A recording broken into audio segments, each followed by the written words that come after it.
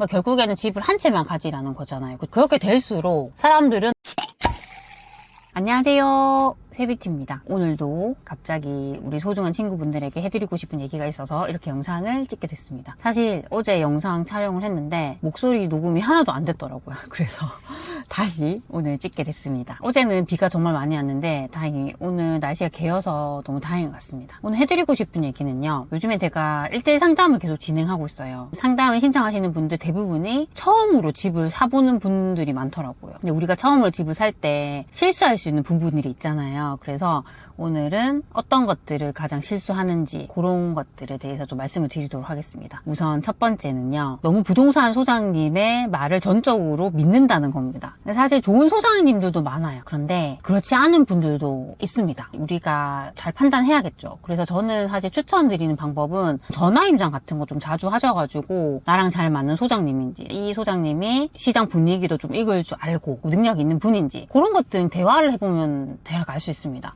최근에 제가 상담을 했던 분인데요, 서울에 집을 사셨어요. 요거를 전세를 내놓으신 거예요. 우리가 보통 매매와 전세를 동시에 하잖아요. 그러면 일단 매매를 했던 부동산에 당연 전세를 내놓게 되겠죠. 근데 이게 소장님마다 다르긴 한데요, 어떤 소장님들은 그 전세 매물을요 다른데 못 내놓게 하는 분도 있어요. 저도 그런 일을 당한 적 있거든요.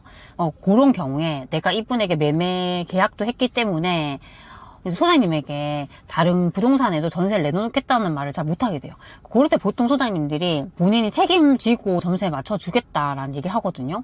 근데 거기 속으면 안 된다는 거예요. 그만큼 능력 있는 분이 있을 수도 있지만 특히나 지금 서울 수도권 같은 경우는요, 이번에 6월 27일 대출 규제 때문에 매매와 전세 동시에 하는 경우에는 세입자 전세 대출을 안 해주잖아요. 전세를 맞추기가 어렵습니다. 그런 상황에서 지금 한 군데만 내놨다 했을 때는 상당히 리스크가 있는 거죠. 그쵸? 그래서 제가 이제 그분에게 어떻게 말씀해드렸냐면, 당장 그 부동산 소장님에게 얘기해서 지금 이번에 내가 전세를 못 맞추면 잔금을 못 치를 수 있다. 그래서 그렇게 사정을 얘기하고 다른 부동산에도 많이 내놓도록 말씀을 드렸습니다. 근데 이런 것들은 우리가 미리 소장님하고 좀 협상을 할 수 있어요. 어떻게 협상하냐면, 항상 이런 것들은 내 돈이 들어가기 전에 해야 돼요. 보통 우리가 괜찮은 매물을 딱 보게 되면 가계약금을 이체를 하게 되잖아요. 근데 그 가계약금을 이체하기 전에 내가 이런 사항들, 내가 우려되는 사항들이 있으면 미리미리 소장님이랑 협의를 보면 좋아요. 그 중에 하나가 이렇게 만약에 내가 매매와 전세를 동시에 하게 됐을 때는 전세를 다른 부동산에도 많이 내놓겠습니다라고 얘기를 하셔야 돼요. 그래서 그렇게 얘기하고 그런 내용들을 문자나 카카오톡 같은 곳에 한 번 더 이렇게 소장님 얘기하셨죠, 저 남겨놓겠습니다, 이렇게 조금 증빙 해놓는 것도 너무 중요합니다. 근데 결국에는 이렇게 해서 내가 전세를 못 맞춰서 잔금을 못 치르게 된다라고 했을 때는 아무도 책임을 져주지 않습니다. 저도 예전에 이런 케이스가 있었는데 소장님이 나 몰라라 하시더라고요. 그래서 그때는 어떻게든 대출을 받아서 잔금을 먼저 치렀던 적이 있습니다. 그때 너무 초보였고 저도 고생을 했기 때문에 이 영상을 보시는 소중한 친구분들은 절대 그렇게 하지 않으셨으면 좋겠습니다. 두 번째로 드리고 싶은 얘기는요, 우리가 어떤 아파트가 있어요. 보통 어떤 아파트든 계속 우상향하진 않잖아요.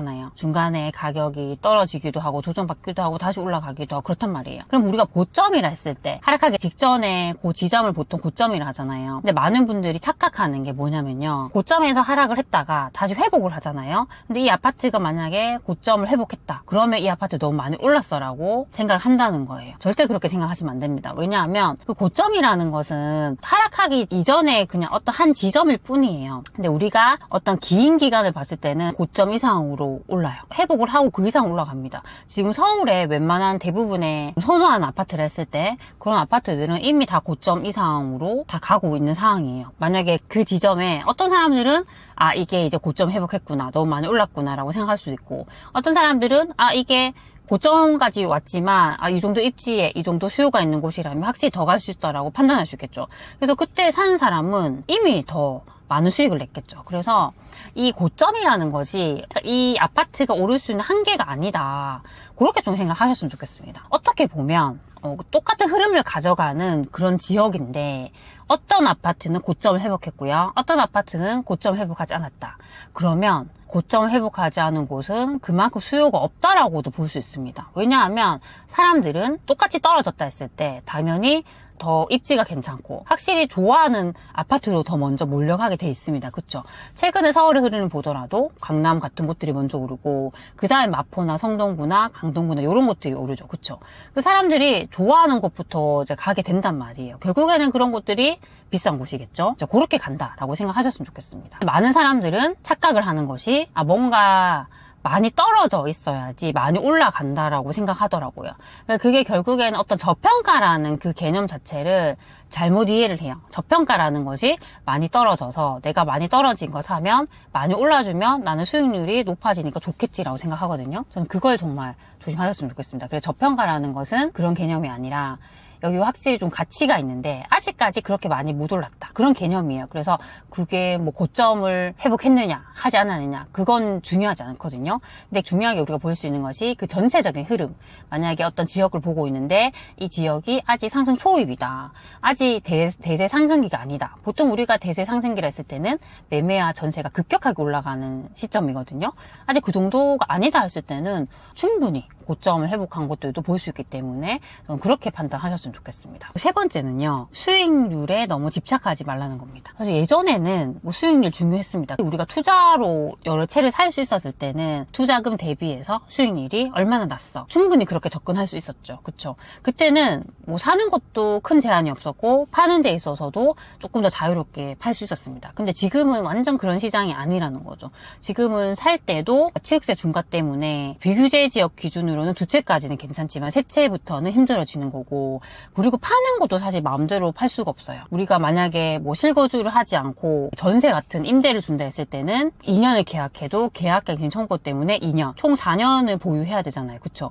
그리고 예전에는 내가 가지고 있는 집을 사줄 수 있는 사람이 많았어요. 특히 다주택자, 뭐 투자하시는 분들 그런 분들이 거래에 이렇게 많이 참여하셨기 때문에 거의 가능했지만 지금 완전히 다르죠. 지금 살 수 있는 게 보통 한두 개이고 다주택자 분들이 뭐 집을 사기도 힘들고 그런 상황입니다. 그래서 지금은 철저하게 이제 이 부동산 시장에 참여하시는 분들이 실거주자, 1주택자, 무주택자 같은 분들이잖아요. 그러면 이게 사고 팔고 하는 게 사실 예전만큼 쉽지는 않습니다. 이게 수익률을 생각을 하면 우리가 뭔가 엄청 내가 저렴하게 사서 이게 많이 올라줘야 돼라고 생각하잖아요. 그렇게 접근하기가 힘들다는 거죠. 그래서 웬만하면 입지도 좀 괜찮은 거를 산다. 라고 생각을 하는 게 좋아요. 우리가 돈이 있다 했을 때 내가 2억이든 3억이든 어떤 돈이 있다. 그럼 그거를 나눠서 뭐 두 채를 사는 그런 전략이 아니라 똘똘 뭉쳐서 요 돈을 가지고 하나를 사도 제대로 사는 전략. 그 전략이 좋습니다. 어떻게 보면 그게 제가 매번 말씀드리는 최선의 선택을 하는 전략이잖아요. 그쵸? 그렇게 해야지 그래도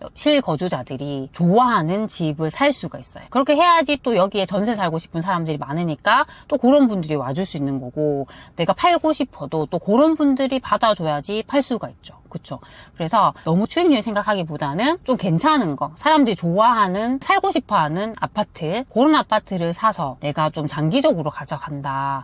그렇게 생각을 하시면 좋을 것 같아요. 네. 지금은 부동산도 정책에 따라서 완전 이 방향이 다르거든요. 지금 같은 시장, 뭐 규제를 하는 시장에서는 집을 많이 늘리기는 힘든 시장이에요. 그쵸? 이제는 대출을 받기도 너무 힘든 시장이죠. 서울 수도권 같은 경우는 만약에 내가 1주택이 있다 했을 때는 두 번째 주택을 살 때는 대출이 안 나오잖아요. 그쵸? 2주택부터는 대출이 아예 안 되기 때문에 기존 집을 팔아야지 대출이 나오고 무조건 대출을 받으면 실입주를 해야 되고 여러 가지 제한되는 상황이 많습니다. 그러니까 결국에는 집을 한 채만 가지라는 거잖아요. 그쵸? 그렇게 될수록 사람들은 상대적으로 똘똘한 아파트 한 채만 다 가지려고 하고 그런 것들은 상대적으로 비싸고 내 돈이 더 많이 들어가고 그쵸? 어떻게 보면 수익률 측면에서는 조금 더 떨어질 수 있죠. 하지만 사람들은 그런 선택을 한다는 거죠. 그래서 지금은 수익률보다는 그래도 돈이 조금 더 들어간다 하더라도 사람들이 좋아하는 아파트 그렇게 좀 접근하셨으면 좋겠습니다. 오늘은 우리가 처음 집을 살 때 좀 실수할 수 있는 것들에 대해 좀 설명을 드렸습니다. 첫 번째는 너무 부동산 소장님을 믿지 말자. 두 번째는 고점 이상 회복했다 해서 무조건 이 아파트가 많이 오른 건 아니다. 그런 내용.